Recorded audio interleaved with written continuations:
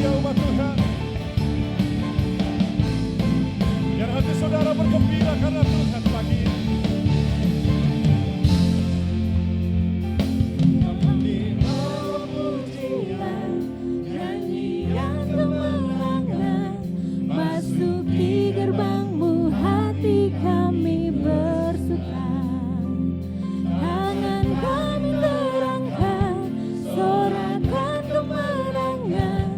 Terpujilah namamu Yesus Raja. Kami bawa pujian, kami bawa pujian, nyanyian kemenangan, masuk di gerbangmu hati kami bersuka. Tangan kami terangkat, sorakan kemenangan, terpujilah namamu Yesus Raja.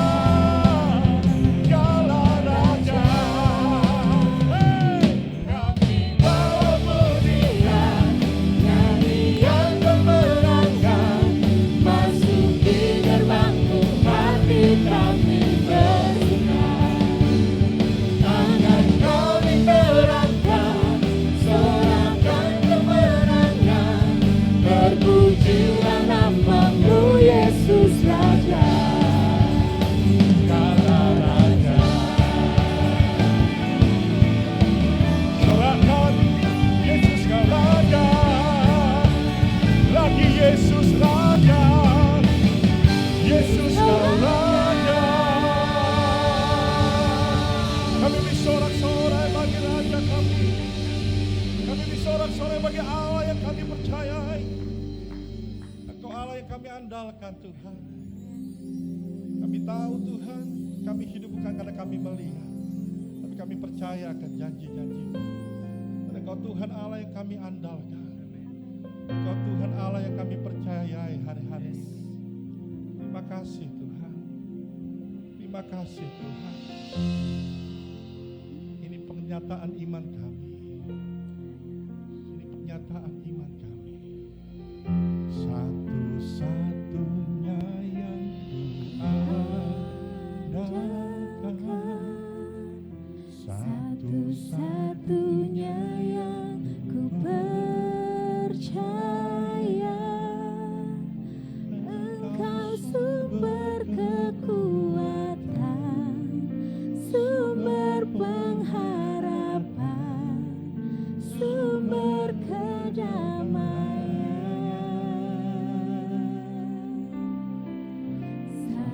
Satu-satunya yang ku andalkan, satu-satunya yang ku percaya,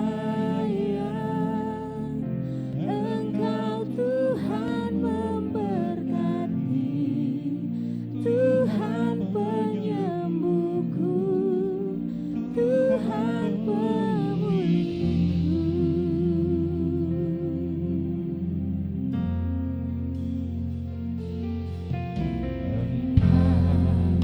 Tuhan yang setia,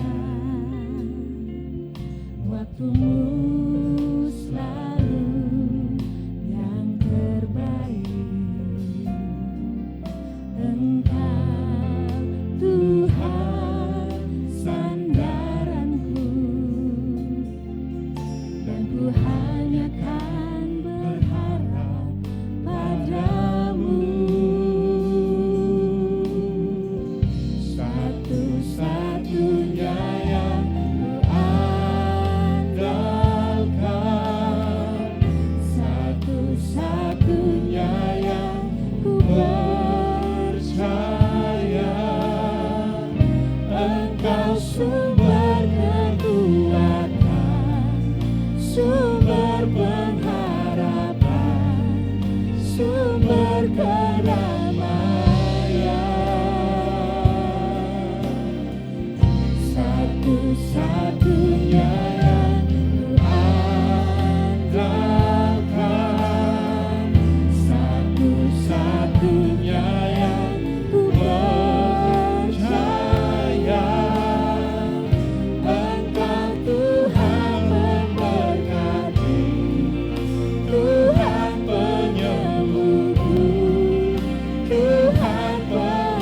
bersama-sama menyatakan kepercayaan saudara, satu-satunya yang andalkan, satu-satunya yang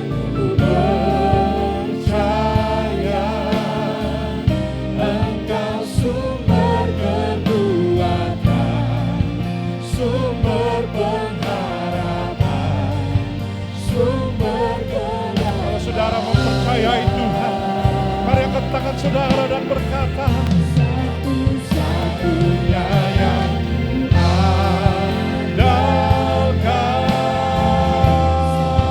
satu-satunya yang percaya,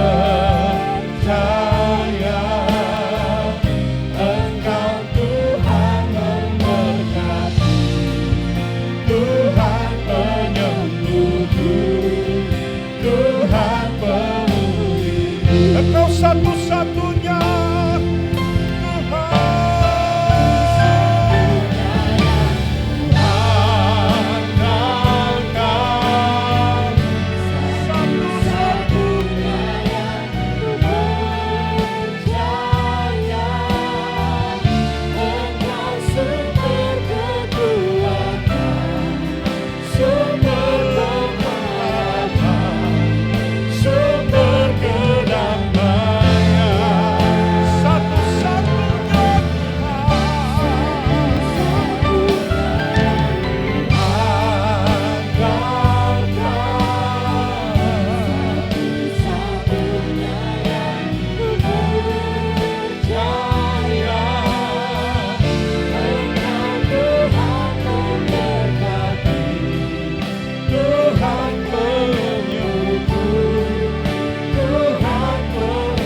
saudara percaya, katakan Engkau Tuhan, Engkau Tuhan memberkati, Tuhan penyembuhku, Tuhan pemulihku. Inilah yang kami percaya Tuhan, Engkau Tuhan memberkati, Tuhan penyembuhku,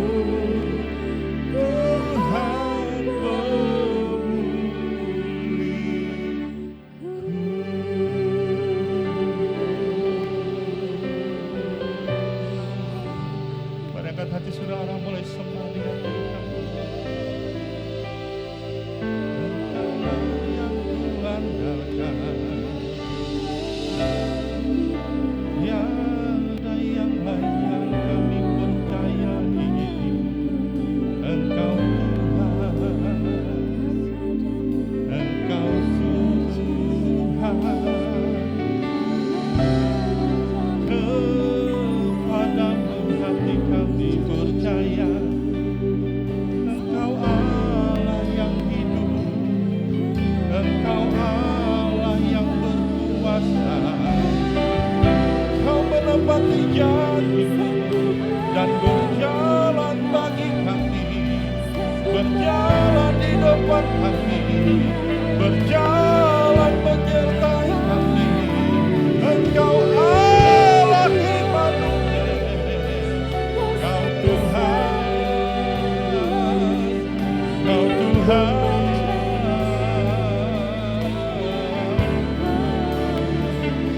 Oh, jiwa kami memuji, jiwa kami menyembah.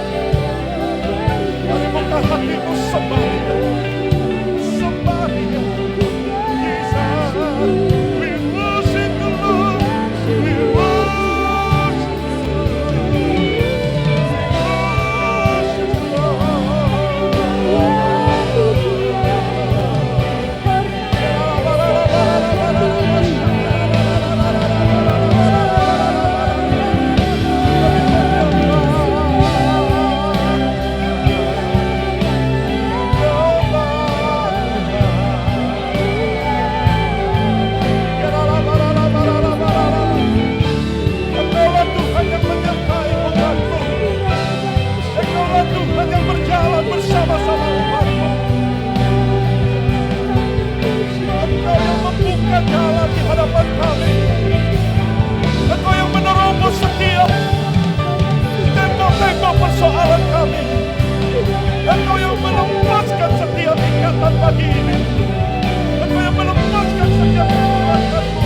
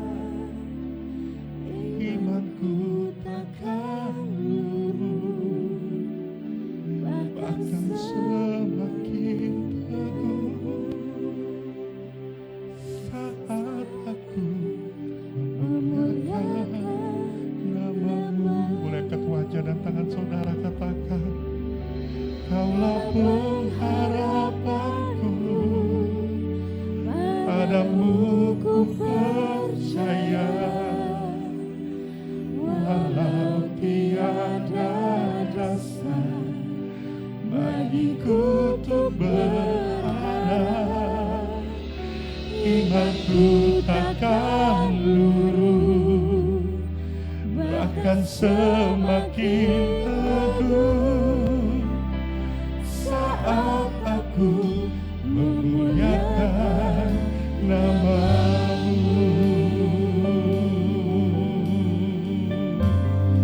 Ini iman kami Tuhan, tiada yang mustahil dan tiada yang sukar bagi-Mu Tuhan, dan bagiku yang percaya dahsyatnya kuasa-Mu membuatku tak ragu. Janji-Mu kan dinepi pada waktu. Sekali lagi kami mau bilang sama Engkau Tuhan Yesus, Tiada yang mustahil dan tiada yang sukar bagi-Mu Tuhan, dan bagiku yang percaya dahsyatnya kuasa-Mu membuatku tak ragu. kami percaya Tuhan, Janji-Mu kan Engkau pasti menggenapi janji-Mu bagi kami. Kaulah pengharapanku, padamu ku percaya, walau tiada dasar bagiku untuk berharap. Imanku takkan luruh, bahkan semakin teguh saat aku memuliakan nama-Mu. Engkaulah ku percaya, Engkaulah pengharapanku, padamu ku percaya, walau tiada dasar bagiku untuk untuk berharap.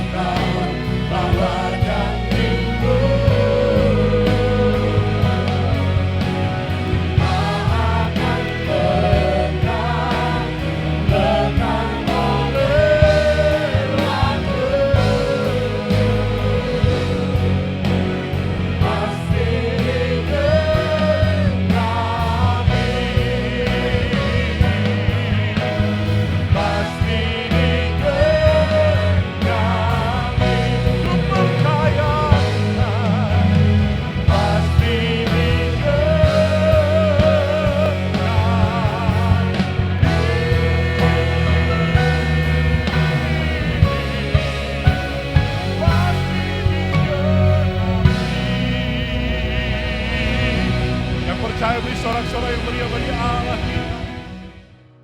Halo Jemaat yang dikasihi Tuhan, senang sekali melihat Anda kembali beribadah di hari Minggu ini. Saya percaya ibadah bukan hanya sekedar aktivitas rohani, tetapi ibadah adalah sebuah hubungan dengan Tuhan. Karena untuk itulah kita diciptakan oleh Tuhan sebagai makhluk rohani, di mana kita punya persekutuan pribadi dengan Dia. Dan kita sebagai makhluk sosial, kita juga punya persekutuan dengan orang lain atau rekan-rekan seiman yang ada di dalam Tuhan. Karena untuk itulah kita dipanggil. Karena itu Bapak Ibu Saudara sekalian, bagi kita atau bagi Anda yang sudah lama tidak ber-CG atau tidak berkomunitas atau belum berkomunitas, hari ini saya mengajak kembali untuk Anda kembali bertumbuh bersama lewat Connect Group, lewat CG-CG. Karena di situ kita dapat bertemu dengan kawan-kawan seiman. Kita bertemu untuk dibimbing lewat pemuritan, dan kita juga bisa mengalami perjumpaan dengan Tuhan. Karena itu Bapak Ibu Saudara sekalian, ayo sama-sama kita mulai aktifkan kembali kehidupan rohani kita bersama-sama dengan Tuhan. Kemudian juga Bapak Ibu Saudara sekalian, ibadah minggu depan masih juga seperti luar biasanya, di mana Anda bisa kembali ibadah lewat YouTube streaming untuk supaya Anda terkonek dengan Tuhan dan Anda terus bertumbuh secara rohani.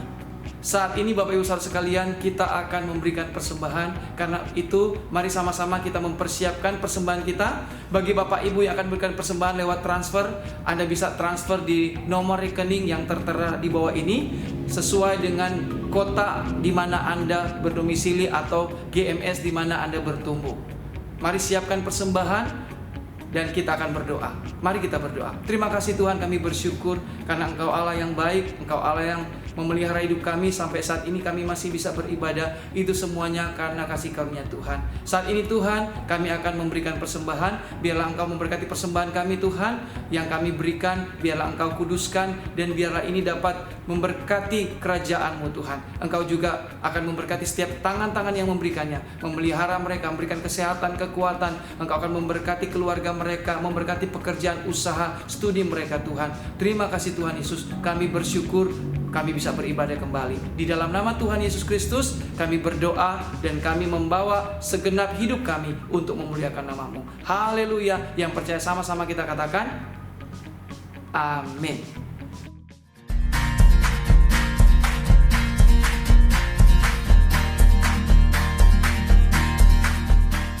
Mari bergabung bersama komunitas rohani Gereja Mawar Sharon, yaitu Connect Group. Untuk informasi lebih lanjut, Anda dapat menghubungi WhatsApp Gereja Mawar Sharon di 0821 13 13 2005. Mari jaga kesehatan Anda dengan selalu menerapkan protokol kesehatan, yaitu selalu mencuci tangan menggunakan sabun atau hand sanitizer, selalu menggunakan masker saat berada di tempat umum, menjaga jarak minimal 1 meter atau physical distancing, makan makanan yang sehat, minuman bervitamin, dan rajin berolahraga.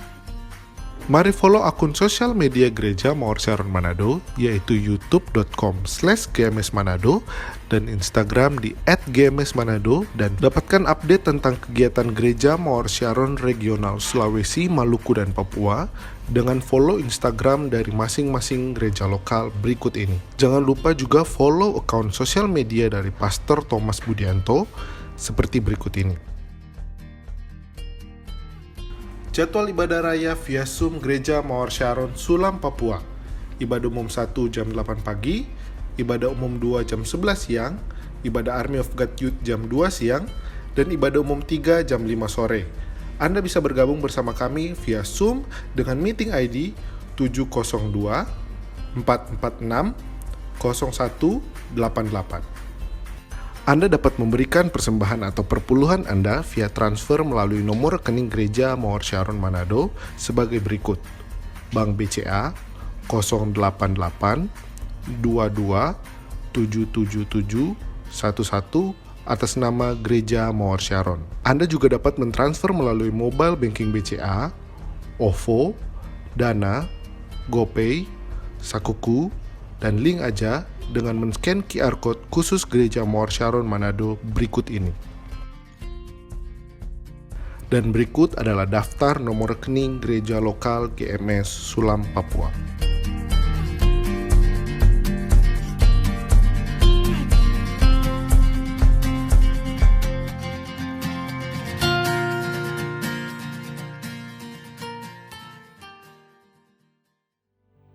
bersyukur kami punya Allah yang peduli seperti Engkau. Allah yang berjalan bersama kami setiap hari. Allah yang ada di dalam lembah kekelaman. Allah yang ada di saat kami perlu. Dan Allah yang sungguh menyertai kami. Terima kasih Tuhan. Terima kasih Tuhan.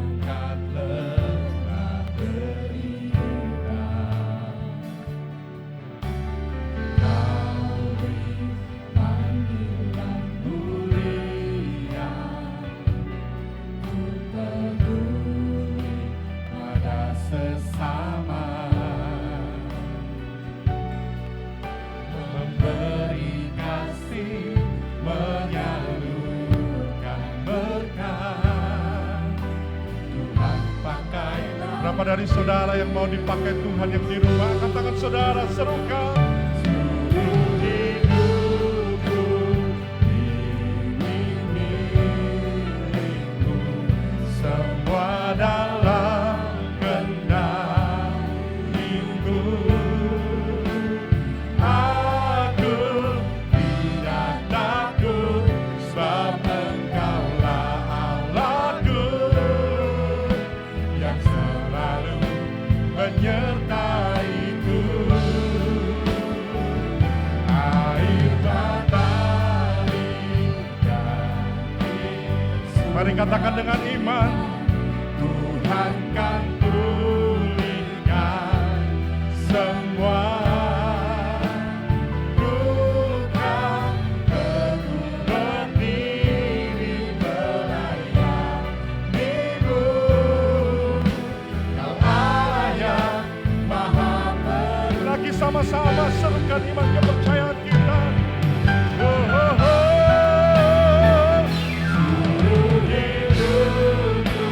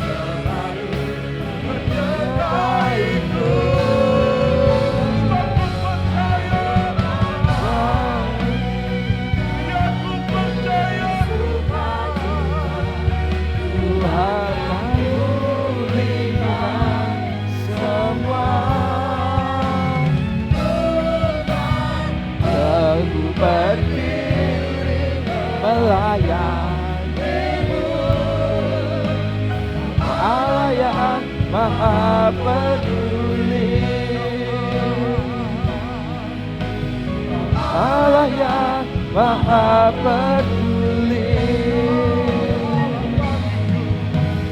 Kau Allah yang Maha peduli. Haleluya, haleluya.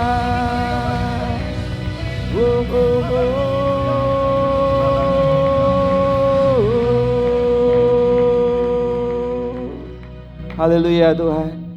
Tuhan, kami tahu Engkau hadir di tengah-tengah kami. Engkau mengerjakan hati kami. Engkau sedang mengintervensi rumah demi rumah, rumah demi rumah, dan rumah demi rumah. Barang siapa yang mungkin masuk ke apps dengan kondisi hati yang galau, dengan kondisi hati yang kacau, dengan berbagai macam pergumulan, Tuhan, pagi hari ini Engkau menjadi Allah yang menjadi Bapa yang memberikan rasa aman bagi setiap mereka. Engkau menjadi Allah yang menjadi penerus kehidupan, yang meletakkan janji, harapan, sekaligus iman yang tidak tumbang di tengah jalan. Sungguh hari ini kami menyerahkan semuanya dalam tangan-Mu, campur tangan-Mu ya Tuhan di hati kami. Roh Kudus, hamba-Mu tahu Kau sedang berintervensi dan beracara di tengah-tengah kami. Holy Spirit, Kau jamah hati kami satu persatu, satu persatu, satu persatu. Sehingga tak seorang pun luput dari jangkauan tangan-Mu ya Tuhan. Sungguh hari ini kami menyerahkan semuanya dalam tangan-Mu. Hari ini Kau sertai pembicaraan kami, message yang sederhana, tapi Kau taruh kembali ke posisi yang seharusnya kami ada di sana. Karena kami tahu kami punya Tuhan yang besar, kami punya Tuhan yang mengasihi kami punya Tuhan yang hidup. Allah kami bukan Allah yang sekedar Allah penyemangat, tapi Allah kami adalah Allah yang ikut bekerja bersama-sama dengan setiap keputusan dan di dalam kehidupan ini ya Tuhan. Kau bukan Allah yang mati, tapi Kau Allah yang bergerak di tengah-tengah kami. Tuhan, terima kasih, bekerjalah, bergeraklah, dan bekerja samalah dengan kami semua untuk terus bertumbuh di dalam kehendak-Mu ya Tuhan. Terima kasih Tuhan, berkati firman Tuhan yang ada.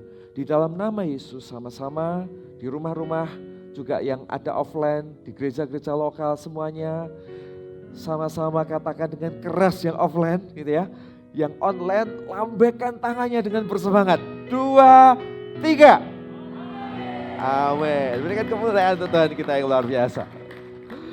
Wow, ya silakan duduk Bapak Ibu Saudara. Juga Anda yang ada di rumah-rumah, saya percaya ini adalah hari yang luar biasa. Ini kali pertama kita mengumumkan sebuah ibadah online dengan menggunakan Zoom apps gitu ya.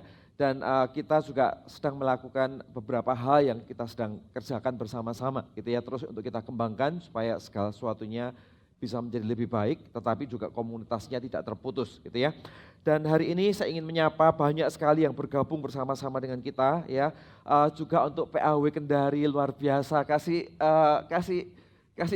siapa ya namanya, kasih dada ke PAW Kendari yuk sama-sama gitu ya. Luar biasa PAW Kendari ya, dengan keuntungan ibadah dengan online itu begini Bapak Ibu Saudara, kita bisa bersatu sama-sama ya. Nanti kalau Anda mau datang lagi di ibadah yang kedua, PAW-nya juga dari kota yang berbeda gitu ya. Nanti di ibadah yang ketiga PAW-nya dari Manado kalau nggak salah, betul? Kemudian kita bisa join, kita bisa satu sama lain bersama-sama gitu ya. Dan saya membayangkan nanti minggu-minggu depan kalaupun pembicara belum bisa terbang, ya pembicara bisa online dari kotanya masing-masing untuk memberkati kita semua dari seluruh Indonesia. Jadi saya pikir ini akan menjadi sesuatu yang menarik untuk kita semua. Tetapi ibadah online tidak akan pernah menggantikan ibadah offline kita. Mau gimana-gimana tetap hati ini kepingin ketemu, bukan? Benar ya? Ya mau gimana-gimana tetap hati ini kangen. Dan manusia ini diciptakan dengan sebagai makhluk sosial. Manusia juga diciptakan sebagai makhluk untuk berinteraksi satu dengan yang lain. Ya online baik menciptakan interaksi, tapi kehangatan itu akan terbentuk ketika kita offline. Hanya bagaimana kita offline dengan cara yang benar nantinya ya. Jadi kita ini sebenarnya Anda yang offline hari ini di gereja-gereja lokal, Anda sedang di trial nih ceritanya ya, di trial. Oh gimana sih protokol yang benar, gimana sih mengatur disiplin yang benar, bagaimana sih pola yang benar untuk setiap proses yang kita kerjakan, sehingga kita nggak sekedar hanya buru-buru mendatangkan orang, tetapi kita juga menjadi gereja yang bertanggung jawab atas setiap keputusan yang kita buat bersama-sama. Ya, sehingga gereja diuntungkan, jemaat diuntungkan, kita semua terus bertumbuh di dalam kehendak Tuhan yang Tuhan percayakan di tangan kita, gitu ya. Dan bersyukur dengan hari ini, saya percaya satu prinsipnya itu begini Bapak Ibu Saudara, setiap satu pintu ditutup, pasti selalu ada pintu yang Tuhan buka. Itu cara kerja Tuhan. Tuhan tidak pernah menutup satu pintu dan menghancurkan hidup seseorang. Ya, satu pintu ditutup artinya pasti akan ada banyak pintu yang lain yang Tuhan akan buka bersama-sama dengan kita. Nah, dengan menggunakan Zoom Apps ini kita bisa menjangkau ke seluruh kota-kota yang ada, bahkan di seluruh Indonesia, bahkan bagian timur ini dengan kota-kota perintisan kita semua, gitu ya. Anda kalau melihat di dalam apps, Anda akan temukan banyak sekali saudara-saudara kita ya, ada dari CG Biak, ya CG Sorong, ya dan teman-teman kita yang lain, ya CG dari GMS Masohi juga, CG Amurang bersama-sama dengan kita. Halo CG Amurang, di sini ada Monica, istrinya Vandinya di sini gitu ya. Dan teman-teman kita yang lain dari berbagai macam kota gitu. Dan hari ini bersyukur sekali kita bisa sama-sama dan bergabung, join bersama-sama di dalam ibadah kali ini gitu Bapak Ibu Saudara. Nah, hari ini saya akan ngomong tentang apa sih? Bapak Ibu Saudara, saya mencoba untuk khotbah nggak panjang-panjang ya, karena kalau via Zoom Apps terlalu panjang nanti konsentrasinya juga bisa terganggu gitu ya. Tetapi begini, pernahkah kalau Anda mendengarkan khotbah saya sebelumnya, ya Anda mendengarkan khotbah saya sebelumnya kurang lebih mungkin 2 minggu dari hari ini, nanti kalau belum mendengar silahkan mendengar 2 minggu dari hari ini. Saya sempat cerita tentang waktu suatu ketika bangsa Israel itu dibuang ke Babel, Bapak Ibu Saudara. Bangsa Israel itu dibuang ke Babel dan bangsa Israel mengalami krisis. Mereka mengalami krisis kekalahan, mereka mengalami krisis kepercayaan, mereka mengalami krisis ekonomi, mereka mengalami krisis kesehatan, mereka mengalami krisis kekacauan dengan berbagai macam situasi karena perubahan shifting dari seorang bangsa yang merdeka dan kehilangan Tuhan menjadi bangsa budak yang mencoba untuk mencari Tuhan, tapi hari itu mereka sedang dalam sebuah masa transisi dan dengan semua kondisi yang galau-galaunya gitu ya. Saudara, di tengah-tengah sebuah situasi yang demikian, di tengah-tengah kondisi yang tidak ideal, di tengah-tengah situasi yang mungkin hari itu bukanlah situasi yang terbaik bagi Israel hari itu, bukanlah situasi yang menyenangkan bagi Israel, bukanlah situasi yang bagi bangsa Israel situasi yang punya harapan, ya punya ekspektasi yang begitu besar. Tidak, mereka justru dalam kondisi yang terpuruk. Mereka justru dalam kondisi yang mengalami situasi yang sulit. Mereka justru dalam kondisi mengalami krisis yang luar biasa. Tapi di tengah-tengah pengalaman yang nyata, di tengah-tengah penjajahan atau pembuangan di Babel hari itu, justru Tuhan ngomong kepada bangsa Israel. Ya, apa yang Tuhan katakan? Yang Tuhan katakan adalah sejahterakanlah kehidupan kota. Karena kesejahteraan kota adalah kesejahteraanmu. Betul? Caranya gimana? Caranya Alkitab mengajarin kita, satu adalah dengan berdoa. Dan yang kedua adalah dengan sengaja mengusahakan kesejahteraan kota. Saudara, saya mau ngomong tentang apa sih sebetulnya? Saya percaya bahwa umat Tuhan itu selalu dipanggil justru bukan untuk menjadi menang di masa-masa yang terbaik. Tetapi mereka dipanggil untuk menjadi pemenang justru di masa-masa yang tersulit. Seorang pahlawan lahir bukan karena banyaknya fasilitas. Tapi seorang pahlawan lahir justru karena tidak ada fasilitas, tidak ada yang bangkit, tidak ada yang ngerti tentang apa situasi yang sedang terjadi hari itu, maka di situ tiba-tiba Tuhan bangkitkan seorang pahlawan untuk hidup dengan cara yang berbeda. Nah, hari itu hal yang sama juga terjadi pada bangsa Babel yang mengalami, bangsa Israel yang mengalami proses pembuangan hari itu. Di saat Israel mengalami pembuangan, di saat Israel mengalami krisis, di saat Israel mengalami situasi yang sulit dan memburuk dalam hidupnya, justru Tuhan itu ngomong, "Hai Israel, ini waktunya engkau menyejahterakan kota. Usahakanlah kesejahteraan kota di tempat di mana engkau aku buang. Dan berdoalah untuk kota itu. Karena kesejahteraan kota itu adalah kesejahteraanmu." Firman Tuhan ini diberikan bukan di saat-saat yang baik, tapi justru di saat-saat krisis yang begitu hebat. Tujuannya ngapain? Tujuannya karena Tuhan tahu orang-orang percaya, orang-orang yang beriman, orang-orang yang melihat Tuhan, justru mereka lah yang nantinya yang akan dipakai Tuhan untuk menjadi jawaban buat kota. Mereka lah yang dipakai Tuhan untuk menjadi jawaban untuk keluarganya. Mereka lah yang dipakai Tuhan untuk menjadi jawaban buat orang-orang yang ada di sekelilingnya. Mereka lah yang dipakai Tuhan untuk menjadi jawaban bagi setiap situasi yang hari itu Tuhan izinkan terjadi di tengah-tengah kehidupan yang ada di sekeliling mereka.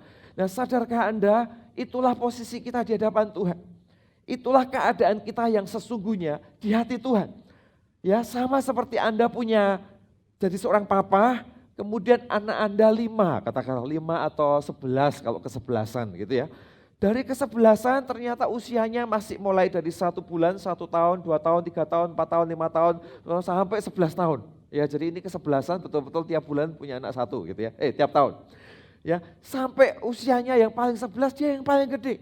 Suatu ketika mama papanya harus pergi, ya, mama papanya harus pergi, katakanlah mama papanya pergi ke luar kota karena sebuah urusan tertentu, dan dia nitip ke anak nomor 1-nya. Nitip ke anak nomor 1, anak nomor 1, nanti ya papa sama mama akan pergi ke luar kota, nanti sore baru pulang. Nanti kalau papa mama pergi ke luar kota, nanti sore baru pulang, nanti waktu kamu bangun pagi please kamu minum susu, makan yang benar, sesudah ini makanan untuk adik-adik semuanya mulai dari nomor 1 sampai nomor 10 gitu ya. Ini makanan untuk mereka semua kita siapin, tolong jangan lupa untuk mereka makan dan sebagainya. Diberitahu si kakak ini. Kemudian mama dan papa itu pergi, sesudah pergi pertanyaan saya sederhana, apa yang ada di pikiran si mama dan papa ini? Apa yang ada di pikiran orang tuanya? Yang ada di pikiran orang tuanya adalah orang tuanya tahu bahwa anakku 11 semuanya ada di rumah. Satu di antara mereka punya pesan yang kusampaikan sebagai pesan penting untuk memelihara 9 yang lain. Untuk memastikan 9 yang lain itu baik. Saudara, ketika papa dan mamanya ada di luar kota dan pergi ke sana, yang ada di pikirannya adalah aku berharap pada anakku yang 1 ini. Dia sudah gede, dia ngerti hatiku, dia ngerti bagaimana hubungan family, dan dia akan coba untuk menghandle adik-adiknya semua yang ada di sekelilingnya untuk membuat adik-adiknya itu survive. Itu hati yang ada di hati papanya. Tahukah kerajaan Tuhan dengan murid-murid Kristus hubungannya sebetulnya sama. Bapa dengan kita hubungannya sama.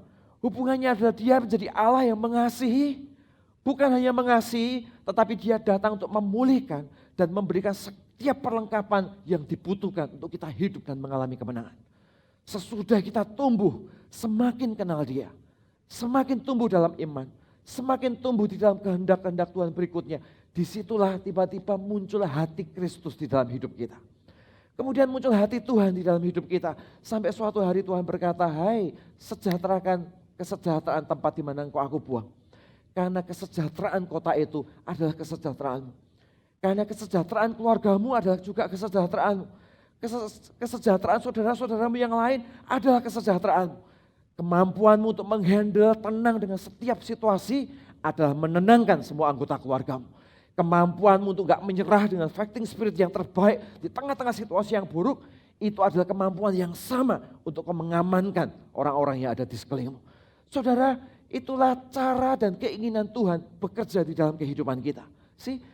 Bisakah Anda melihat bahwa ini ada sebuah rancangan Tuhan untuk dia memberikan berkat, dia memperkenalkan pribadinya, dia memulihkan, tapi di waktu yang sama dia berikan kita ekspektasi untuk berani mempercayai bahwa kita dipanggil untuk menyejahterakan kota. Bahwa kita dipanggil untuk berdiri tegak di tengah-tengah situasi yang paling sulit sekalipun. Dan di tempat itulah Tuhan ingin untuk kita bekerja. Gitu ya. Nah, saya mau ajak Anda untuk membuka di salah satu bagian firman lebih dahulu.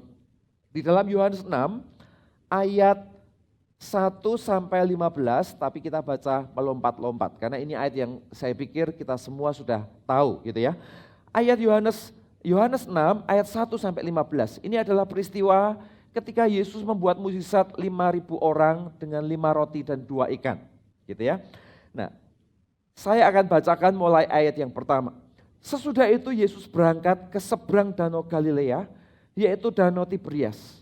Orang banyak berbondong-bondong mengikuti dia karena mereka melihat mukjizat-mukjizat penyembuhan yang diadakannya terhadap orang sakit itu. Dan Yesus naik ke atas gunung dan duduk di situ dengan murid-muridnya.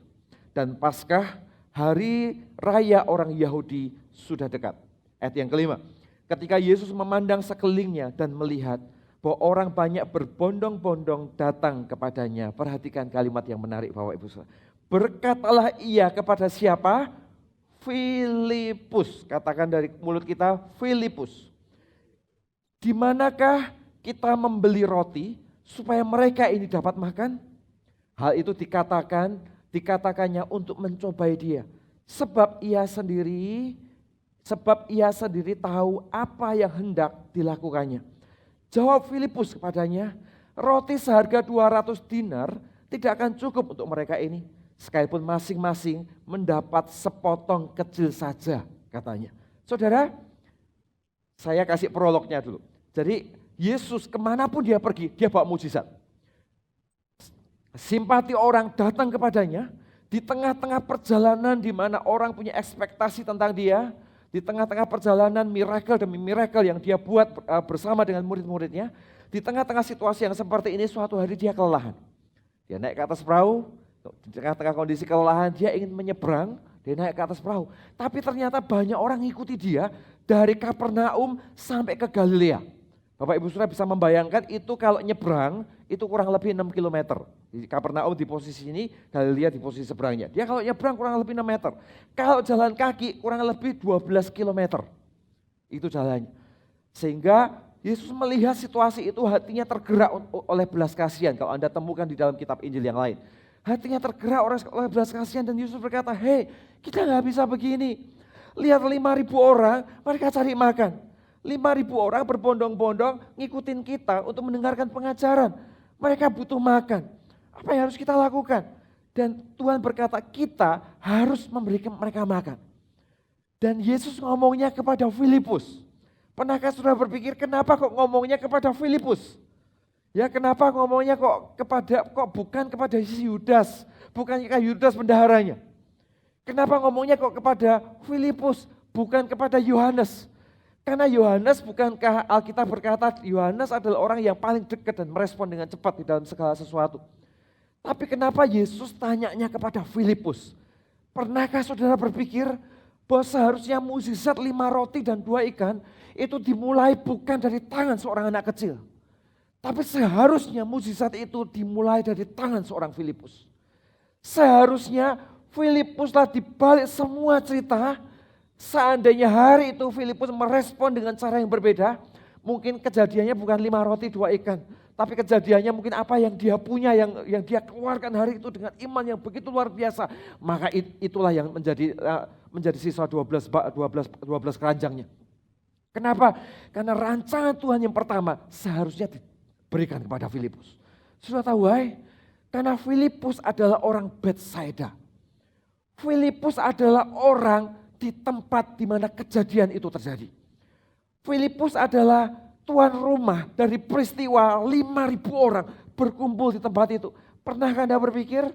Dan Alkitab di ayat berikutnya dikatakan dengan begitu luar biasa. Di ayat yang ke-8. Ayat yang ke-6. Hal itu dikatakan untuk mencobai dia. Perhatikan kalimatnya.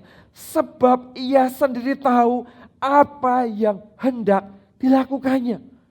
Tahukah? Semua yang Tuhan kerjakan dan terjadi dalam hidup kita, semua itu Tuhan tahu persis bagaimana hasil akhirnya. Dia tahu persis bagaimana hasil akhir dari kehidupan pribadi demi pribadi, dari kehidupan kita satu persatu. Anda bisa datang dengan berbagai macam kondisi, tapi dia yang tahu persis tentang hasil akhir kehidupan kita. Kita bisa datang dengan berbagai macam situasi yang kita teriakkan tentang diri kita, tetapi kita perlu tahu bahwa Yesuslah yang tahu persis hasil akhir dari kehidupan kita. Satu-satunya Tuhan membiarkan sebuah situasi terjadi. Satu-satunya Tuhan mengizinkan sebuah keadaan terjadi. Satu-satunya alasan adalah karena Dia ingin melibatkan kita di dalam setiap peristiwa miracle, di dalam setiap peristiwa penyertaan. Dalam setiap peristiwa demi peristiwa yang Tuhan sedang kerjakan di dalam kehidupan kita untuk mendidik kita menjadi orang-orang yang tangguh bersama dengan Dia. Pernahkah saudara berpikir ketika Tuhan tanya kepada Filipus, sesungguhnya yang ada di ekspektasi Tuhan, Filipus, kamu orang di sini. Aku nggak mungkin tanya ke Yohanes. Yohanes nggak tahu warung yang buka di mana. Yohanes nggak tahu bagaimana kondisi di kota ini. Desa ini jumlah penduduknya berapa, bagaimana menyediakan makanan, roti, dan segala sesuatunya. Yang paling tahu tentang kondisi kota ini adalah kamu, Filipus. Bukan Yohanes, bukan Yudas. Jadi kalau sebuah situasi terjadi dalam hidup kita, dan Tuhan izinkan, tahukah? Yang paling tahu untuk persis, untuk Anda menyelesaikannya, untuk Anda punya imannya, untuk Anda mengambil posisi pertumbuhan, bukan orang lain, tapi dirimu sendiri. Diri kita sendirilah yang paling tahu seharusnya tentang sesuatu yang Tuhan sedang ekspektasikan di dalam kehidupan kita. Karena itu, sesuatu terjadi bukan di tangan seorang Yohanes atau di tangan seorang Yudas. Tetapi Tuhan izinkan sesuatu terjadi di tangan Filipus. Dan dia tanya, Filipus, kita harus kasih mereka makan. Sudah tahu problemnya waktu itu ketika Filipus ditanya, Filipus kita harus kasih makan. Jawaban Filipus seperti ini. Ketika Yesus memandang sekelilingnya dan melihat bahwa orang banyak berbondong-bondong datang kepadanya, ia berkata kepada Filipus, di manakah kita dapat membeli roti supaya mereka ini dapat makan? Ayat yang ke-7. Jawab Filipus kepadanya, roti seharga 200 dinar tidak akan cukup untuk mereka ini. Sekalipun masing-masing mendapat sepotong saja. Saudara, ini problemnya, Bapak Ibu. Ya, pernahkah Anda mengalami sesuatu? Tuhan kita adalah Tuhan yang tahu garis akhirnya, hasil akhirnya. Ketika sesuatu terjadi dalam hidup kita, ekspektasi Dia dari surga adalah Dia bisa menemukan iman untuk melihat bahwa kita sanggup untuk menghandle setiap situasi itu. Tapi hari itu Filipus melihat situasi. Filipus melihat keadaan. Dia mengalami panik dengan rasionya. Dengan berbagai macam situasi, tekanan, situasi yang menekan dia, kepanikan yang terjadi. Akhirnya Filipus berkata, iya sih kita harus kasih mereka makan. Tapi gimana caranya? Aku nggak ada makanan di tempat ini. Ini desa kecil. Gimana caranya dapat makan? Dia panik dan sibuk dengan dirinya. Filipus lupa bahwa yang nanyain dia itu tidak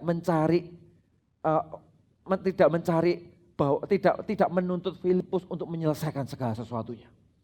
Yang nanyai dia hanya mengajarkan kepada Filipus tentang arti iman dan arti pertumbuhan di dalam mengikut Tuhan. Itu yang hari itu Yesus sedang ajarkan. Tetapi tiba-tiba Filipus hari itu tangkap dan dia kehilangan imannya. Dan dia berkata, mana mungkin? Gimana caranya aku dapat roti sebanyak itu? Saudara, situasi-situasi yang sama seringkali bisa menjebak kehidupan kita. Situasi-situasi yang sama seringkali bisa membuat kita ada di ranah dan di dalam situasi dan dalam keadaan yang sama ketika kita menghadapi keadaan yang tidak mudah. Tapi hari ini saya ingin mengajak kita semua, ayo kita keluar dari keadaan itu. Pernahkah saudara berpikir, kenapa kok seharusnya Filipus? Tapi kenapa kok bukan dia? Bukan dia yang ada di sana. Alasannya cuma dua sebetulnya. Yang pertama adalah karena Filipus itu menganggap enteng janji Tuhan, ya, dan dia lebih memilih percaya dengan yang lain. Filipus menganggap rendah janji Tuhan dan dia lebih percaya dengan yang lain. Hari itu yang terjadi adalah Filipus mengikut Tuhan sekian waktu, dari waktu ke waktu, melihat setiap proses yang terjadi, melihat bagaimana Tuhan mengajar, meletakkan iman, memberikan nilai, tapi ketika sebuah situasi terjadi, dia lupa untuk berdiri tegak dan mempercayai siapa yang ngomong dalam hidupnya. Siapa yang sedang berjalan bersama-sama dengan dia. Sehingga hari itu dia kehilangan janji Tuhan dan dia mulai mempercayai keadaan yang lain. Dia mulai mempercayai situasi. Dia mulai mempercayai keadaan ekonomi. Dia mulai mempercayai kondisi rumah tangga yang semakin memburuk. Dia mulai mempercayai keadaan hatinya yang semakin memburuk. Dia mulai mempercayai berbagai macam situasi yang ada dalam hidupnya. Sehingga dia lupa siapa yang berjalan bersama dengan dia. Dia lupa siapa Tuhannya. Dia lupa bahwa dialah yang ada dalam situasi itu. Dan dia dipanggil untuk menyelesaikan keadaan itu. Karena satu pintu ditutup, pasti pintu lain Tuhan sedang buka bersama-sama dengan kita. Tapi kepanikan kita dan ketidakpercayaan kita membuat kita tidak bisa melihat ruangan-ruangan berikutnya yang Tuhan tawarkan menjadi ruangan miracle bagi setiap kita. Yang kedua penyebabnya apa? Penyebabnya adalah karena putus asa. Kalau yang tadi karena menganggap enteng janji Tuhan dalam hidupnya. Tetapi yang kedua ini karena dia putus asa, menganggap enteng dirinya sendiri. Dia menganggap enteng dirinya sendiri dan dia berkata, sudah kondisi ini nggak ada lagi jalan keluar. Ya, merasa dirinya nggak berguna. Terus kita merasa aduh nggak bisa ngapain lagi, nggak berguna. Semua yang kita lakukan jadi nggak berguna. Kita nggak bisa melakukan sesuatu apapun untuk menyelesaikan keadaan ini. Kita berpikir dengan berbagai macam situasi karena kita menganggap diri kita nggak bisa. Kita menganggap diri kita gagal. Kita menganggap diri kita tidak mumpuni untuk melewati masa-masa yang Tuhan izinkan terjadi dalam kehidupan kita. Hal yang sama juga terjadi pada Filipus hari itu. Filipus, Tuhan gimana caranya dapat roti seharga 200 dinar? Terlalu mahal. Gimana mau cari roti 5.000 piece sore hari? Gimana ini cuma desa yang begitu kecil, aku gak mampu, aku gak bisa selesaikan ini. Padahal Tuhan tahu persis Filipus bisa melakukannya. Kalau hari itu dia berani untuk mempercayainya. Hari ini saya mau mengajak kita semua, ayo Bapak Ibu Saudara, Anda dipanggil untuk berdiri tegak di tengah-tengah apapun situasi yang Tuhan percayakan bersama-sama dengan kita. Saya percaya justru di hari-hari yang seperti ini akan lahir orang-orang yang diberkati oleh Tuhan. Akan lahir orang-orang yang imannya semakin bertumbuh kuat di dalam hadirat dan kehendaknya. Akan lahir orang-orang yang mengenal Tuhan bukan hanya dalam situasi-situasi yang dahulu, tapi dalam situasi-situasi yang sekarang kita semakin kenal siapa Tuhan kita. Kita semakin kenal siapa Tuhan yang kita sembah. Kita semakin kenal apa yang seharusnya menjadi respon kita di tengah-tengah situasi yang Tuhan sedang izinkan terjadi di tengah-tengah kita. Dan di waktu yang sama, dia juga membuka pintu-pintu yang lain untuk setiap kita menjadi berkat di mana-mana. Hari ini masalahnya adalah beranikah kita mempercayai bahwa Tuhan si pemberi janji itu, dia adalah Allah yang melampaui situasi. Beranikah Anda mempercayai bahwa diriku sendiri dipanggil Tuhan untuk berdiri bagi keluargaku. Diriku sendiri dipanggil Tuhan untuk mendemonstrasikan pekerjaan-pekerjaan Kristus. Diriku sendiri dipanggil Tuhan untuk membuka mata dan melihat setiap potensi pertumbuhan yang Tuhan sedang bawa di dalam hidup ini. Diriku sendiri yang dipanggil Tuhan untuk bekerja bersama dengan Tuhan memberkati apa yang Tuhan percayakan di dalam hidup ini. Beranikah kita mempercayai janji itu?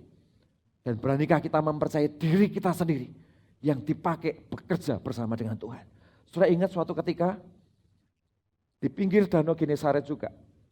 Dari danau Tiberias, Kapernaum dan Genesaret. Di situ ada banyak peristiwa-peristiwa manis antara Yesus dan murid-muridnya. Peristiwa kasih yang begitu dalam, tapi peristiwa yang begitu menjengkelkan juga, ketidakpercayaan yang begitu menjengkelkan. Banyak terjadi di danau Genesaret. Salah satunya adalah suatu ketika dia ngomong pada 12 muridnya, hei, aku akan berdoa ke bukit, tapi kalian nyebrang dulu ke sana, sampai ke seberang. Apa yang Tuhan katakan? Yang Tuhan katakan dari sini sampai ke seberang. Tuhan gak suruh murid-muridnya untuk terombang-ambing ketakutan dengan angin sakal di tengah danau, bukan? Angin sakalnya potensi ada gak? Ada. Mereka semua nelayan. Mereka tahu persis, gak perlu pakai BMKG, mereka lihat aja mereka sudah tahu ini potensi hujan nih. Mereka tahu persis, angin sakal ada gak? Ada. Tapi mereka tidak pernah dirancang untuk terombang-ambing di tengah danau dengan angin sakal dan ketakutan. Seharusnya ekspektasi Tuhan dari sorga, Tuhan ingin dari tempat yang tinggi, Tuhan ingin melihat mereka menjadi orang-orang yang mengalami kemenangan di tengah badai itu. Ya, kenapa? Karena di sana ada Tuhan. Karena di sana ada Allah yang menyertai kehidupan mereka. Hari ini hal yang sama juga terjadi di tengah-tengah kita. Ketika Tuhan ngomong kepada Filipus, hei Filipus, kita harus kasih mereka makan. Ya, Filipus hari itu seharusnya ada dalam posisi oke, karena Tuhan yang suruh. Maka aku percaya makanan itu pasti ada. Gimana caranya? Aku mulai beriman dan melihat bagaimana tangan Tuhan bekerja dalam hidupku. Yang membuat kita gagal untuk melihat ini apa? Karena satu, ketidakpercayaan kita terhadap janji Tuhan. Dan yang kedua adalah ketidakpercayaan janji Tuhan itu sendiri. Dan kita gantikan dengan banyak yang lain yang ada di sekeliling kita. Hari ini mari kita tumbuh di tempat yang seharusnya. Mari kita tumbuh di tempat yang kita meletakkan iman kita sebagai pencetus dan pembuat jawaban di tengah-tengah situasi yang tersulit di dalam kehidupan ini. Saya percaya Anda dipakai Tuhan untuk sesuatu yang besar. Kita dipakai Tuhan untuk menyelesaikan keadaan. Saya nggak tahu Bapak Ibu Saudara, mungkin hari ini ada orang-orang yang kondisinya habis-habisan total. Habis-habisan sampai nggak tahu lagi berbuat apa-apa. Ya, ekonomi dipukul semikian rupa. Ekonomi dipukul, komunikasi keluarga bisa juga ikut terpukul, gitu ya. Kondisi anak-anak bisa terpukul. Ya, plan pendidikan ke depan bisa ikut terpukul semuanya. Mau ngapa-ngapain kita bisa kehilangan ide, kehilangan apa yang mau dilakukan, dan ujung-ujungnya apa Bapak Ibu Saudara? Ujung-ujungnya kita ini akan menjadi orang-orang yang begini loh. Kita ini akan menjadi orang-orang yang kita akan cenderung membandingkan diri, ketidakmampuan atau kelelahan hati kita dengan kenyamanan orang lain. Ujung-ujungnya kita luka dengan Tuhan. Dia gak percaya sama Tuhan. Aku ikut Tuhan mati-matian, kok Tuhan gak tolong saya? Aku ikut Tuhan semikian rupa, kok Tuhan gak ada di dalam situasi yang demikian? Kita bisa kejebak dengan animo dan persepsi yang demikian. Atau yang kedua adalah kita kelelahan untuk kembali melangkah di kilometer 0 kita. Kenapa? Aduh capek, gak mungkin rasanya aku benahi keluargaku lagi. Capek, gak mungkin aku mau berjuang lagi untuk kondisi karirku. Aduh capek, nanti kondisi gak jelas begini, mau melangkah lagi, aduh mana bisa. Kita kelelahan untuk memulai kilometer 0 kita. Kenapa? Karena Anda masih hidup di kilometer 20-mu. Kalau kenyataan harus dimulai dari kilometer 0, melangkahlah dari kilometer 0. Jangan lihat kilometer 0-nya, tapi lihat Tuhan yang menyertai hidupmu. Maka di situ kita akan melihat bagaimana tangan Tuhan sedang merendah kehidupan kita dengan cara yang luar biasa. Karena prinsipnya sederhana Bapak Ibu Saudara. Ya, prinsipnya itu begini loh. Saya bacakan sedikit ya.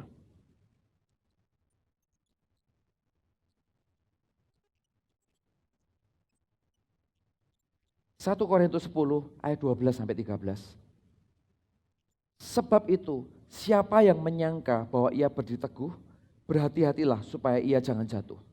Ayat 13. Pencobaan-pencobaan yang kamu alami adalah pencobaan-pencobaan biasa yang tidak melebihi kekuatan manusia. Sebab Allah itu setia. Karena itu ia tidak akan membiarkan kamu dicobai melampaui kekuatanmu. Pada waktu kamu dicobai, ia akan memberikan kepadamu jalan keluar sehingga kamu dapat menanggungnya. Kalimat ini, ayat ini sederhana tapi bagus Bapak Ibu Saudara. Perhatikan ya, ada 3 poin di sana. Pencobaan-pencobaan yang kamu alami ialah pencobaan-pencobaan biasa. Perhatikan, 1, yang tidak melebihi kekuatan manusia. Itu janji Tuhan dalam hidup kita. Apapun yang Anda alami, takkan pernah melebihi kemampuanmu untuk menghandlenya. Karena itu Tuhan tanyanya kepada Filipus. Karena Tuhan tahu persis, hei Filipus, kamu orang Betsaida. Kamu punya kemampuan untuk menyelesaikan keadaan ini. Kamu warganya, kamu tuan rumah di wilayah ini. Kamu punya kemampuan untuk menyelesaikan keadaan ini. Yang kedua, ya, sebab Allah itu setia. Dan karena itu ia tidak akan membiarkan kamu dicobai melampaui kekuatanmu. Yang kedua apa? Tidak akan dicobai melampaui kekuatanmu. Saya tekankan sekali lagi. Ya, jadi apapun yang terjadi tidak akan dicobai melampaui kekuatan kita. Yang pertama apa? Tidak akan melebihi kekuatan manusia. Yang kedua tidak akan melebihi kemampuan kita. Artinya tidak lebih dari apa yang Tuhan bisa izinkan taruh di dalam kehidupan kita. Kenapa? Karena Tuhan tahu persis siapa kita. Kita ini biji mata Tuhan yang dicintai, di-cover, dipulihkan, dan diberikan kerajaan kekal. Sesudah kita hidup di tengah-tengah dunia, kita dipelihara dengan hati dan kasihnya sedemikian rupa. Dan kalau sesuatu diizinkan terjadi, tidak akan pernah melebihi kekuatan kita. Tidak akan pernah melebihi kemampuan kita. Berikutnya, pada waktu kamu dicobai, ia akan memberikan kepadamu jalan keluar. Ya, jalan keluar sehingga kamu dapat menanggungnya. Jadi apapun situasi yang terjadi, Tuhan selalu punya jalan keluar untuk kita mampu menanggungnya. Pertanyaannya adalah, kita berkata, Tuhan, gimana caranya roti 200 dinar aku cari sore-sore begini? Gak mungkin dapat, gak bisa Tuhan. Atau kita berkata, oke Tuhan, karena kamu yang suruh, maka seharusnya roti 200 dinar keluar dari hidupku. Dan 5.000 orang itu makan. Tahukah? Anak kecil ini sebetulnya adalah pilihan terakhir. Dia bukan pilihan pertama yang Tuhan ekspektasikan. Tuhan tidak berekspektasi kepada anak kecil ini. Tapi dia berekspektasi kepada muridnya langsung, yaitu Filipus. Untuk menjadi jalan keluar di tengah-tengah situasi itu. Hari ini kondisi yang sama Tuhan sedang tawarkan di dalam kehidupan kita. Saudara, jangan menyerah. Kalau Anda menyerah, Tuhan akan bangkitkan orang-orang di sekelilingmu untuk menjadi besar dan berkati. Kalau Anda menyerah, apakah kerajaan Tuhan akan gagal? Kalau Anda menyerah, apakah rencananya akan berhenti? Kalau Anda menyerah, apakah kehidupan semuanya akan tiba-tiba di pause, jam semuanya berhenti? Tidak, kehidupan akan terus berjalan. Tantangan tetap akan kita hadapi. Berkat-berkat akan terus ada di mana-mana menjadi sebuah pilihan. Tantangan-tantangan juga terus ada di mana-mana untuk menjadi pilihan. Tetapi mereka yang memilih menyerah, mereka akan hidup di bawah kutuk tantangan. Mereka yang memilih mempercayai, mereka akan menjadi orang-orang yang berjalan dari satu berkat ke berkat lainnya. Untuk melihat rancangan Tuhan terjadi dalam hidupnya. Amin Bapak Ibu Saudara, hari ini saya ingin mengajak kita semua, ayo lihatlah view kita dari kacamata yang berbeda. Saya akhiri dengan sebuah cerita. Suatu ketika ada Elisa bersama dengan pasukan tentara Aram. Ya, dua ini kondisinya sama, tapi responnya yang berbeda. Elisa ketemu dengan pasukan tentara Aram, jadi ceritanya ya, ada Raja Aram ngamuk-ngamuk, kenapa seranganku selalu bocor? Kenapa strategiku selalu bocor ke bangsa Israel? Siapa ini mata-matanya di antara kita? Bangsa Aram berkata, bukan, gak ada mata-mata, tapi di sana ada nabi yang kalau kamu ngomong di kamarmu, si nabi itu bisa dengar. Si raja ini berkata, wow ya, kalau gitu bunuh nabi itu. Kurang lebih gitu kan. Akhirnya si nabi ini di-drop Bapak Ibu Saudara dengan pasukan berkuda, jumlahnya banyak sekali, dikepung rumahnya. Ketika dikepung semuanya rumahnya, Gehazi ketakutan dari bujang nabi itu. Tuanku, tuanku, kita terkepung, pasti kita akan habis di sini. Sudah tahu jawaban Elisa? Sudah ingat kan jawaban Elisa? Gehazi, biar Tuhan celikkan matamu. Bahwa yang menyertai kita jauh lebih banyak daripada mereka yang mengepung kita. Sudah tahu beda responnya? Filipus berkata, Filipus kamu harus kasih mereka makan untuk 5.000 orang. Filipus berkata, gimana caranya? Gak bisa Tuhan, ini terlalu sore, ini desa kecil, gimana cari roti 200 dinar? Elisa ketika dikepung dia berkata, oh, dia nggak berkata, iya kita terkepung, gimana kalau kita mati bersama-sama di tempat ini, kita berdoa, kita berserah ke tangan Tuhan, sambil siapkan ya nanti kalau peti matiku dibuat begini, tolong tulisannya ditulisan begini-begini. Filipus nggak gitu, Filipus nggak nyerah dengan situasi, dia justru berkata enggak, yang menyertai kita lebih besar daripada yang mengepung kita. Dan beneran saudara, Gehazi matanya dicelikkan, dan dia melihat tentara-tentara berkuda dari malaikat Tuhan, menyertai mereka dan melindungi Elisa hari itu. Saudara, apa yang membedakan? Saudara, Bapak Ibu Saudara, yang membedakan cuma satu. Siapapun Anda di rumah-rumah dengarkan ini baik-baik. Yang membedakan cuma satu. Keyakinan imannya yang berbeda. Keyakinan imannya yang membedakan. Dari keyakinan iman, tiba-tiba muncul passion untuk meneruskan kehidupan. Dari keyakinan iman, tiba-tiba muncul passion untuk maju bersama dengan Tuhan. Dari keyakinan iman juga, tiba-tiba passion untuk kenal hati Tuhan tumbuh. Dari keyakinan iman juga tiba-tiba muncul keinginan besar untuk melihat keluarganya dipulihkan. Dari keyakinan iman juga tiba-tiba dia punya keberanian untuk melangkah kembali di kilometer nolnya. Sekalipun waktu melangkah mungkin dengan tetesan air mata. Tapi dia punya keyakinan untuk terus maju ke depan. Alasannya apa? Apa yang membedakan mereka berdua? Cuma satu ini, keyakinan iman mereka bersama dengan Tuhan. Amin Bapak Ibu Saudara. Hari ini saya ingin mengajak kita semua, ayo sama-sama tumbuh di dalam kehendak Tuhan. Ya, lihat 1 Korintus 1 ayat 4 sampai 8. Aku senantiasa mengucap syukur kepada Allahku karena kamu atas kasih karunia Allah yang dianugerahkannya kepada kamu dalam Kristus Yesus. Ayat yang kelima perhatikan Bapak Ibu. Sebab itu di dalam Dia, di dalam Tuhan, di dalam siapa yang mempercayai, di dalam mereka yang punya keyakinan iman. Dikatakan telah menjadi kaya kamu telah menjadi kaya dalam segala hal. Dalam segala macam perkataan dan segala macam pengetahuan. Jadi gimana caranya 5.000 orang bisa makan? Kita berkata kamu kaya di dalam segala hal. Syaratnya apa? Syaratnya adalah sebab di dalam Dia. Waktu kita ada di dalam Dia, maka hikmat akan mengalir. Waktu kita ada di dalam Dia, maka fighting spirit akan tumbuh. Waktu kita ada di dalam Dia, hati untuk memperjuangkan keluarga kita akan bangkit. Waktu kita di dalam Dia, pengetahuan untuk tumbuh di dalam kehendak Tuhan akan tumbuh. Saudara, itulah surga bagi kita. Tidak serumit yang kita bayangkan. Keyakinan iman dan kepercayaan kita mengubah banyak paradigma di dalam kehidupan kita. Lihat ayat yang berikutnya, ayat yang ke-6. Sesuai dengan kesaksian tentang Kristus yang telah diteguhkan di antara kamu, kata Alkitab. Demikianlah kamu tidak kekurangan dalam suatu karunia pun. Jadi kita enggak kekurangan untuk menaklukkan keadaan.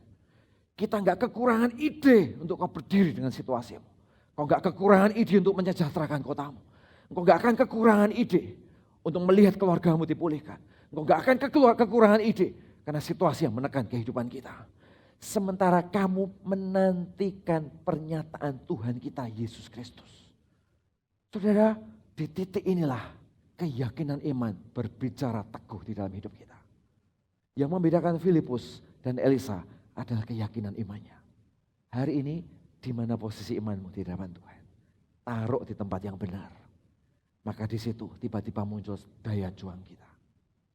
Tiba-tiba muncul konsistensi kita. Tiba-tiba muncul persisten kita, kegigihan kita untuk menghadapi situasi. Tiba-tiba muncul hati yang mengasihi.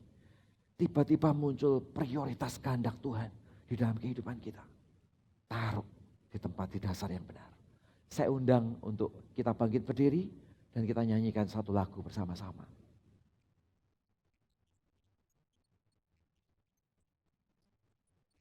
Tahu lagu ini enggak? Tangan Tuhan sedang merendah. Dari awal ya, tahu? Kalau enggak tahu lagu yang lain juga oke. Ya.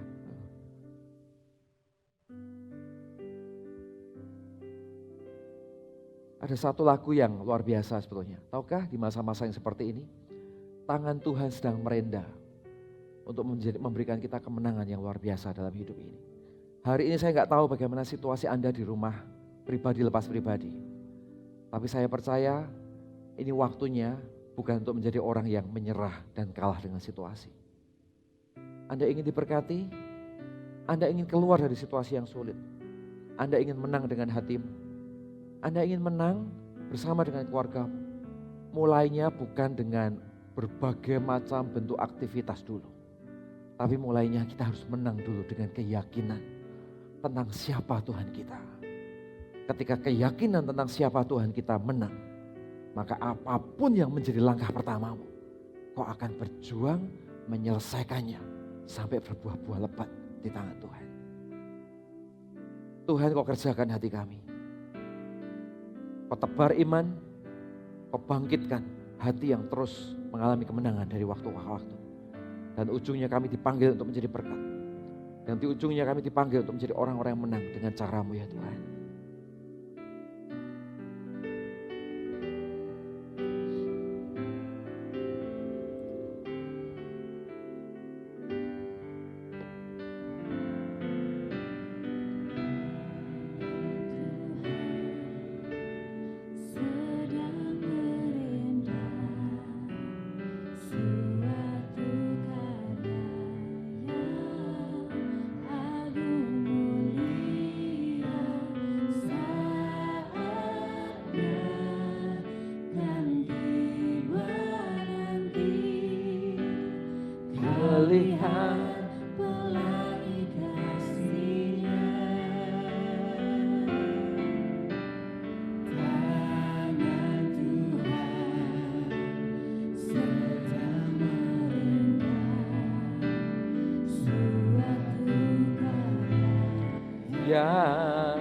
Agung mulia saatnya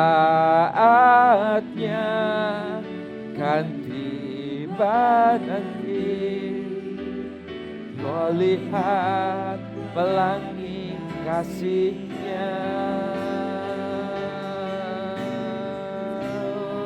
Dan Tuhan sedang merendah suatu karya yang agung mulia. Saatnya kan tiba nanti, Kau lihat kasih-Nya.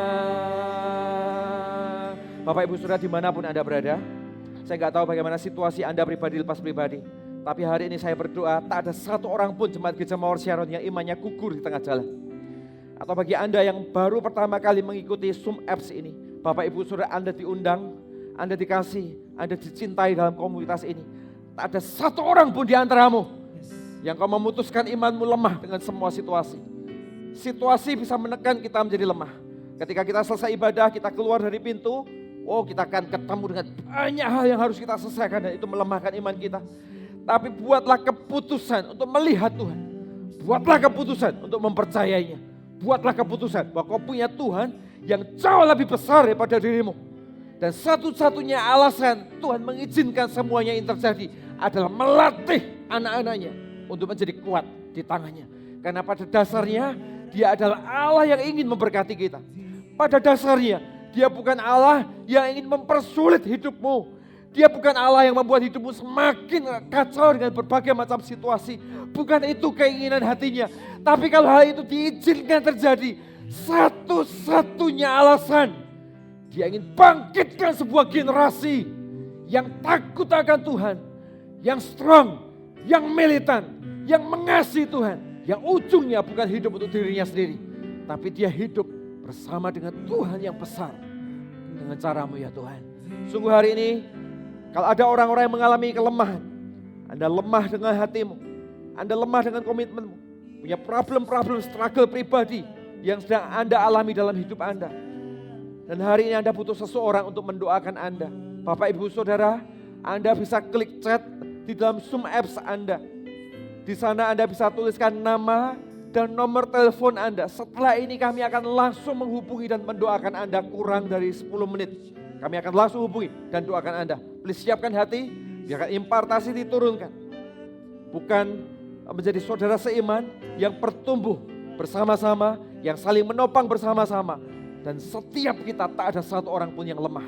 Tapi setiap kita tumbuh di dalam kehendak-Mu ya Tuhan. Hari yang Hamba berdoa Tuhan, Kau kerjakan hati kami satu persatu. Pergi dari satu kemenangan kepada kemenangan berikutnya. Dalam nama Yesus Tuhan.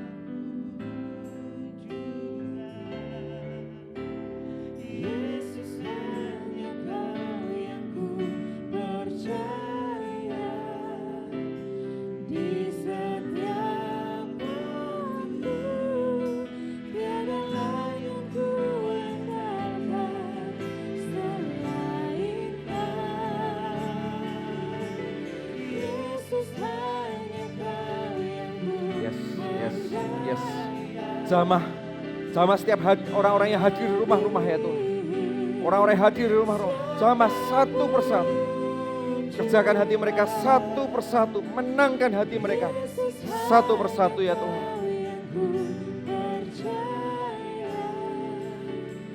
Di setiap waktu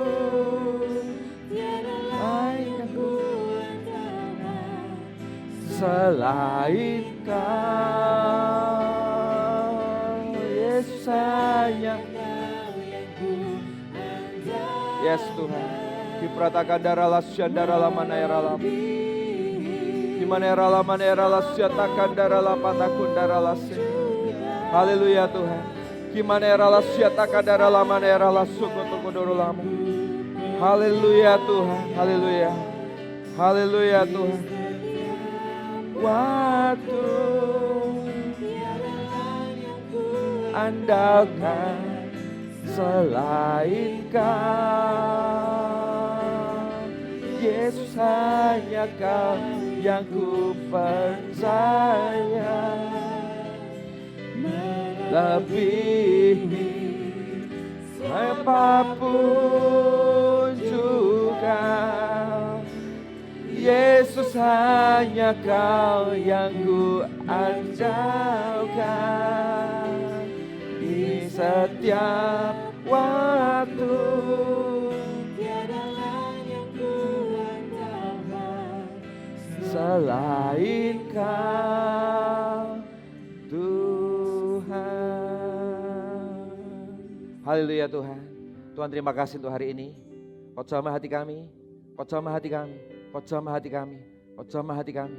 Hamba-Mu percaya sehari ini akan lahir orang-orang yang freedom, lahir orang-orang yang merdeka, lahir orang-orang yang mengalami Kristus. Orang merdeka bukan karena dia tidak punya masalah, tapi orang merdeka mereka bisa berdiri di atas situasinya.